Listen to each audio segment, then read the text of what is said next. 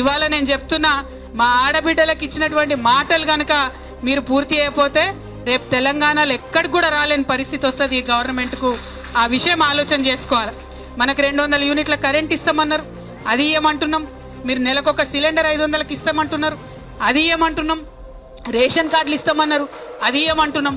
మేమేం కొత్త, మీరు చెప్పింది చెప్పినట్టుగా చెయ్యమని మాత్రమే అడుగుతా ఉన్నాం. ఇవాళ తెలంగాణ వ్యాప్తంగా 33 జిల్లాల నుంచి ఇక్కడికి మా ఆడబిడ్డలు వచ్చారు. శాంపుల్ మాత్రమే ఇది. మార్చి 8 నాడు సినిమా అసలు ఉంటుంది. ఆ రోజు మహిళా శంకారావం మనం చేయబోతా ఉన్నాం. బూటకపు మాటలు చెప్పి మహిళలతో ఓట్లేయించుకొని మహిళలకు 14 నెలలైన తర్వాత కూడా ఒక్క రివ్యూ మీటింగ్ పెట్టలేదు. అంటే ఎంత చిన్న చూపు ఉండాలి. ఆడపిల్లలు ఎందుకు అడుగుతారులే అని అనుకుంటున్నది ప్రభుత్వం, కానీ ఖచ్చితంగా అడుగుతాం. మార్చి 8వ తారీఖు నాడు ఇంకా బలంగా అడుగుతాం.